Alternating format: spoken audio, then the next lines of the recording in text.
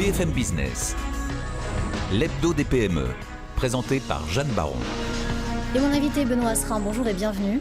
Bonjour, merci. Vous êtes le dirigeant d'Aclia, je suis ravie de vous recevoir sur ce plateau pour parler forcément d'un sujet qui fâche. L'hôpital public en France qui va mal, très mal, on ne le sait que trop peu. Ça passe par des locaux vieillissants, vétustes, très anxiogènes, avec une adaptation pas forcément adéquate par rapport aux patients. Quelle conclusion est-ce qu'on peut tirer de cet hôpital public aujourd'hui en France ? C'est une sacrée mise en introduction. On pourrait se dire qu'ils en ont pas conscience, mais en fait c'est faux. Moi, je passe mon temps dans les hôpitaux et les cliniques de France à leur côté, et ils ont pris quand même le sujet à bras le corps depuis des années. Je pense que là, en ce moment, le contexte fait que tout est exacerbé, et donc par conséquent, on se retrouve à un moment de l'histoire où il faut prendre plus soin des patients, penser aux accompagnants et penser aussi au personnel de ces hôpitaux. Oui, effectivement, penser à l'humain avant tout. Exactement. C'est aussi là que vous allez intervenir. Concrètement, j'aimerais qu'on se parle ensemble de ce que vous mettez en place au quotidien dans les hôpitaux pour rendre les visites, en tout cas d'un malade, plus digestes. Eh bien, c'est exactement ça. Ce que fait Aclia, c'est rendre moins anxiogène l'expérience de l'hôpital. C'est-à-dire qu'on installe des solutions technologiques dans les chambres. Ça veut dire que vous avez de la télévision avec du contenu pour être cosy, comme à la maison, alors que vous êtes dans un moment difficile de votre vie. Votre accompagnant ou les accompagnants qui viennent vous voir. Alors en ce moment, c'est un peu compliqué pour les accompagnants visitant un hôpital, mais dans la version normale, cet accompagnant-là, il sera avec vous et il pourra aussi s'occuper et en nomadisme au sein de l'établissement.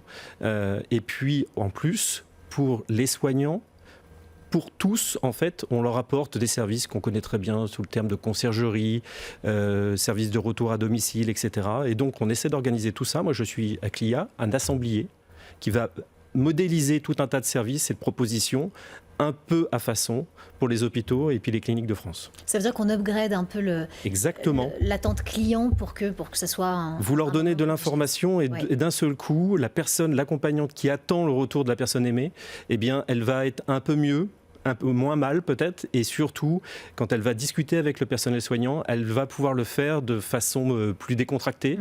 Et donc l'échange se recrée entre ce trio qui est hyper important pour faire justement pour faire descendre le stress de tout le monde. Bien sûr. Alors aujourd'hui, qui sont vos clients ? On est plus dans le public, plus dans le privé, un mix des deux ? 70% du chiffre d'affaires d'Aclia est dans le public. D'accord, c'est pareil. On va dire qu'un peu plus de 20-25% du reste, c'est des privés.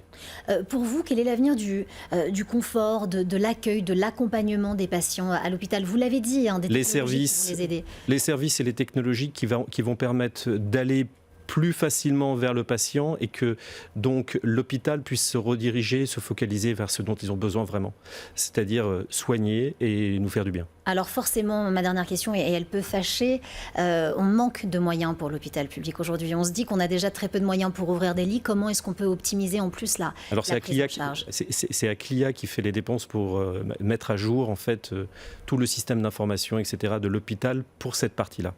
C'est nous qui investissons. Et après, bien sûr, le patient paye quelque chose à la journée pour avoir ce service-là. Mais on met à jour l'hôpital. Donc ce que vous voulez dire, c'est que ça n'est pas impossible. Non, c'est exactement ça. C'est pas impossible du tout. Merci beaucoup Benoît Asserin d'avoir été notre invité. Je rappelle que vous êtes le dirigeant d'Aclia, société dont nous venons de parler. Merci d'avoir été avec nous. Merci.